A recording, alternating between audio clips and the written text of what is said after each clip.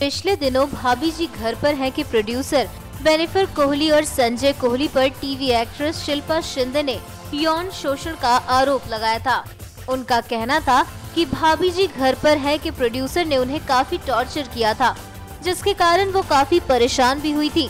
वैसे शिल्पा शिंदे एक अकेली ऐसी एक्ट्रेस हैं जिसने ये टॉर्चर फेस किया। जी हाँ, अब शिल्पा शिंदे के बाद टीवी एक्ट्रेस समीक्षा ने भी प्रोड्यूसर बेनिफर कोहली पर शोषण के आरोप लगाए हैं। समीक्षा को आपने टीवी सीरियल POW बंदी युद्ध के में देख चुके हैं। इसके अलावा वो साउथ की फिल्मों में भी नजर आई हैं।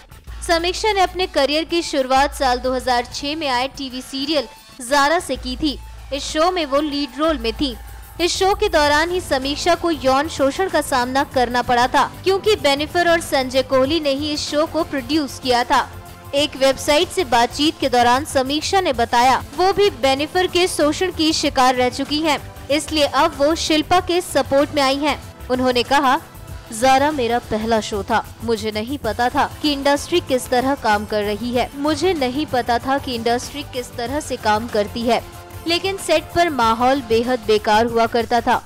शो के डायरेक्टर सेट पर गाली गलौज वाली भाषा का इस्तेमाल किया करते थे। जब इस बारे में बेनिफर से शिकायत करते थे तो वो कहती थी कि यहाँ ऐसे ही होता है।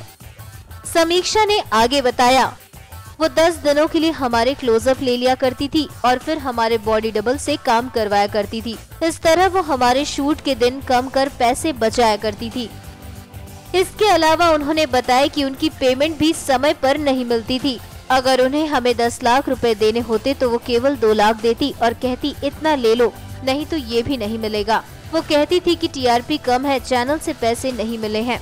मैं इसके खिलाफ सेंटा भी गई थी, लेकिन उन्होंने वहाँ मुझ पर गलत आरोप लगा दिए थे। मुझे अभी तक मेरी ड्यू पेमेंट नहीं मिली है। यहाँ तक कि मेरे को एक्टर्स भी परेशान हैं। बता दें कि पिछले दिनों शिल्पा शिंदे ने भाभी जी घर पर है कि प्रोड्यूसर संजय कोहली पर यौन शोषण का आरोप लगाया था। इस प्रेस कॉन्फ्रेंस के बाद शिल्पा की मुश्किलें बढ़ गई हैं। रिपोर्ट्स के मुताबिक शिल्पा शिंदे पर अब शो के प्रोड्यूसर संजय कोहली और उनकी वाइफ बेनिफर ने मानहानि का केस दर्ज करवाया है। NMF न्यूज की रिपोर्ट।